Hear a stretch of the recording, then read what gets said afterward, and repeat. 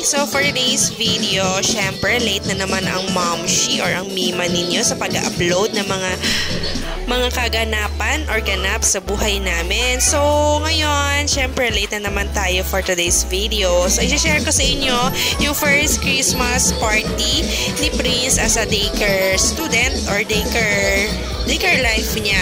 So ito na yung nabutan namin. So hindi namin nabutan yung start kasi nga during that day nito, ayun, pina-check up namin yung anak namin or pina-check up namin si Prince kasi may sakit siya. So keep on watching.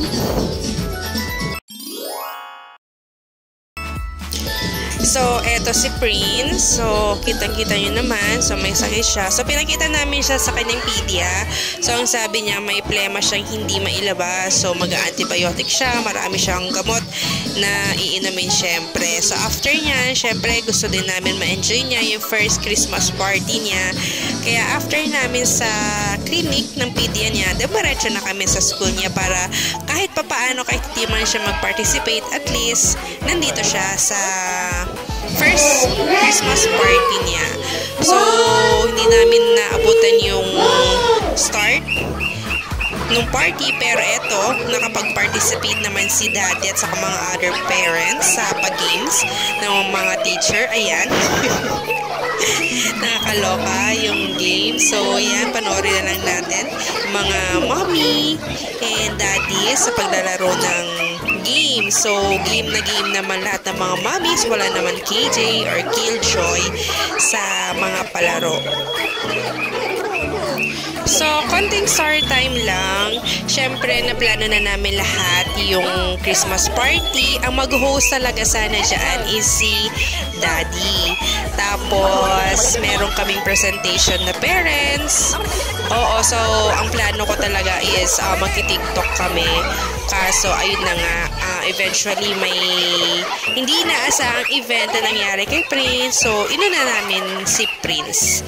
So, bago ituloy, ito na yung second game. Second game na ito. Ito yung pinaka-highlights ng mga highlights sa games ng mga parents. Tignan nyo doon sa isang grupo. Nakakatuwa tong pag-games ng mga teacher, diba? So, game na game talaga mga parents. So, walang KJ. So, kita-kita nyo naman sa kanila, yung participation nila. So, to continue yung story ko. So, ayun na nga, ilang days na kasi hindi may sipon at ubo si Prince. And then, nung time na paalis na kami ng bahay, nag-dual siya. So, sabi namin, nag-decide na lang kami ni Daddy na, ayun, magpaalam muna, binigay ko muna. Dinap ko muna namin yung share ko sa Christmas party. And then, in-inform ko si teacher niya na magpapacheck up kami kasi masama yung pakiramdam ni Prince.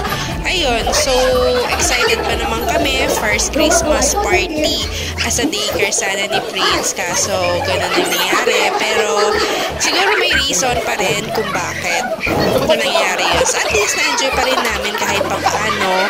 Nakita pa rin namin ni Prince. Nakareceive pa rin si Prince ng mga gift niya. At least hindi siya sad na umuwi.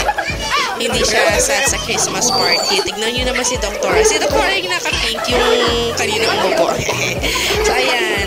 Siyempre, ang nanalo na naman itong team nila secretary, sila na naman ang nanalo for today's game.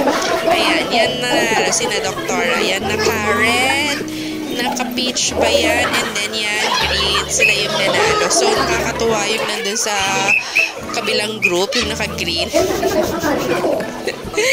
So, yung mga photos, mga pictures, upload na sa Facebook. So, follow nyo lang yung Facebook profile and page namin. So, nandyan siya. So, ayan, si Prince. Tuwang-tuwa siya dahil nakaka-receive siya ng mga gift niya.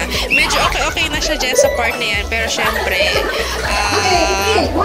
gusto niya mag-participate. So, ayun. Of course, isa sa mga highlights sa Christmas party ang food. So, yan yung mga handa namin today. So, mas dumami yung handa namin kesa doon sa mga plano namin. So, ayan, may paletsyon si Doktora. So, nadagdagan yung mga foodies namin. So, ayan, eto lang yung mga sweets. Konti lang, syempre, presenting. May mini donut. Syempre, hindi mawawala yan. So, ayan, kainan na.